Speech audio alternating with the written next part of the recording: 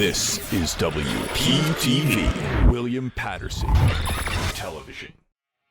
Welcome back to the desk. We are deep into the MLB playoffs, and here to discuss the championship series is Andrew Gavin, Daniel Karp, Josh Keisel, and Tyler Cooper. Now, Josh, Max Scherzer had an frankly awful start in his game that led to him giving up runs really early in that start. Do you think he was rushed back? I'm going to be completely honest with you. I really think he was rushed back. You know, everyone expected him to be a star starting pitcher when he was traded from the Mets, and obviously he got hurt shortly after. And I think, you know, maybe a couple more stints out of the bullpen would have done him good. Yeah, I mean, he threw like a simulated game, but that's not going to be enough. Daniel Karp? I agree. Max Scherzer was basically awful all year. I mean, Mets fans were fed up with him. Everybody around the Mets organization was fed up with him. He was just flat out just not Max Scherzer.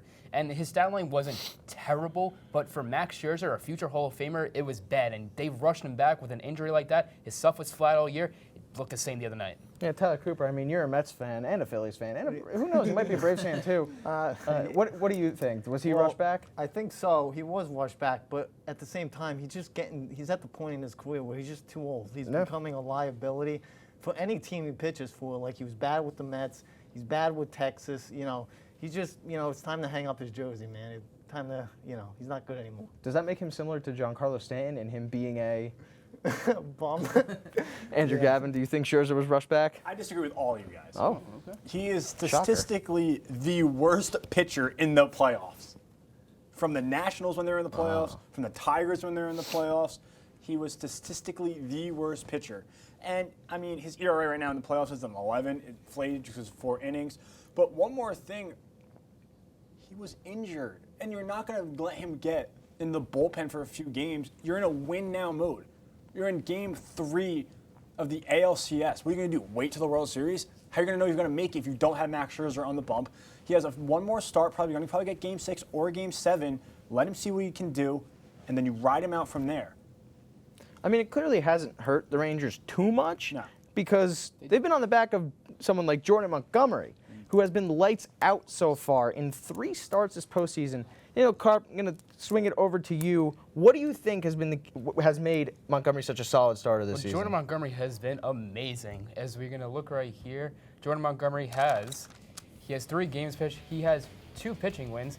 He has a 2.08 ERA. He has 13 strikeouts, not a big strikeout pitcher, and a WHIP of 1.27. And what's mind-boggling to me is that the New York Yankees traded him away because they did not think that he was a playoff pitcher. In the 2020 ALDS, he had a 4-inning in a winner-go-home. He pitched 4 innings of 1-run ball, and from there on out, I thought that he was the guy that they could have relied on as a 3-starter, but nope, they decided to trade him away. So just because of that, shame on you, New York Yankees. You messed up. Yeah, but I mean, they messed up big time because look at Montgomery now, absolutely shining in the postseason. Now he's going to want $20 million a year for this contract. Yeah, the Yankees will probably sign him for that. Of course they will. Tyler Cooper. Why shouldn't they? Yeah, Jordan Montgomery, he's just a sensational the past 3 postseason starts. You know, he's really kept the Astros off balance and really all the teams he's faced, really commanding all of his pitches, the curveball, fastball, and the sinker. He's just keeping the offenses off at bay, and he's really looking good. Andy Gavin? You know, one thing that I've seen a lot is he's gone away from his cutter. The Yankees really love the cutter. He went to St. Louis. They fixed him up.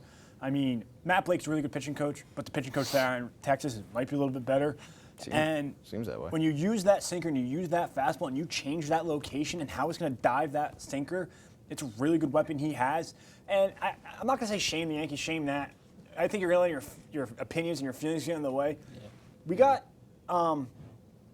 Harrison Bader out of it. Couldn't think of his name. But Harrison Bader out of it. We were fine. I mean, it didn't pan out. But the same thing Good clubhouse guy. Yeah, the same thing with Jordan Montgomery. What were we going to do? We knew we were going to get Carlos Rodon or someone else, but. Josh? You know, I think in addition to what Gavin said, in addition to these nasty pitches that he throws, he also has good command. You know, he's throwing them for strikes. You know, in some of the games that he pitched, you know, he had pitcher-friendly pitch counts, and he got deep into the ball game with maybe 75, 85 pitches before he was taken out to save his arm for later games, like he's starting tonight, game 5. Yeah, I mean, going from the Rangers and Jordan Montgomery to a team that's been on fire as well this postseason, the Philadelphia Phillies. Keeping it with you, Josh, do you believe they have what it takes to win the World Series? I really do. Their bats are hot. The team's hot.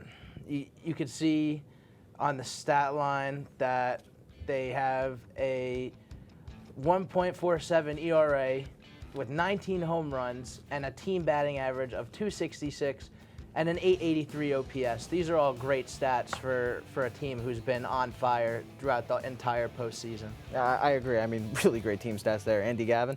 I believe they do have what it takes. Their bullpen has been lights out. Their hitting has been timely and impactful.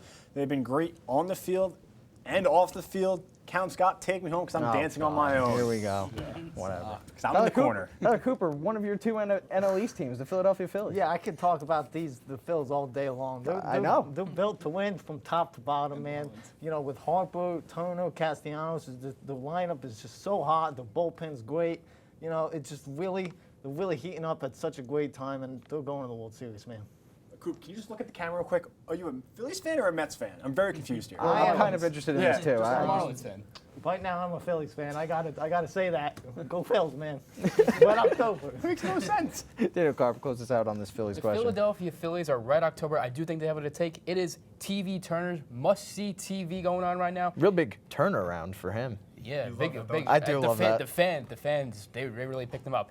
There's TV Turner, Bryce Harper, Castellanos, JT Realmuto, and Kyle Schwarber, all with above 800 OPSs. They've been on fire. It is a fun atmosphere in Philadelphia. The fans are going crazy. The MLB community is just living it. I'm living this Philadelphia Phillies team. Aaron Nola is reminding me of postseason Masahiro Tanaka when he just lights out, and I think that this team is going to go all the way.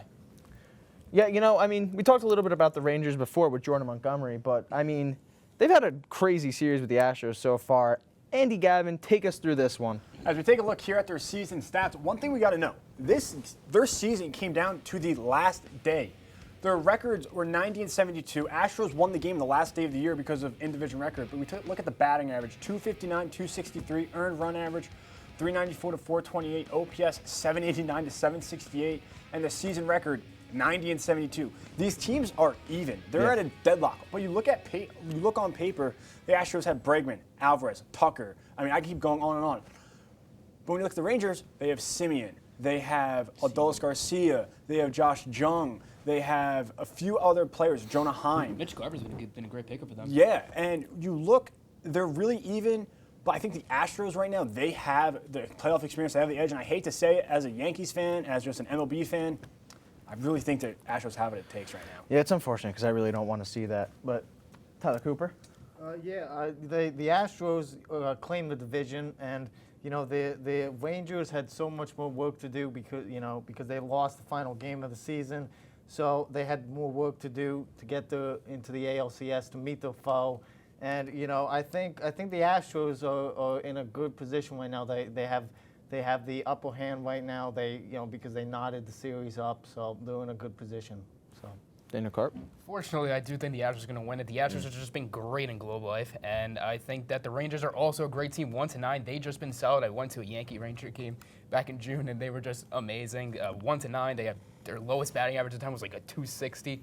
But one thing I wanted to point out is I don't know why the Rangers are going Robbie Grossman in the 3-0. I know he hits lefties well, but I don't see why Mitch Garver has to be out of that lineup. He's been on fire since he's been with the Rangers, and the Rangers have to keep starting him out there at the DH role if they want to win.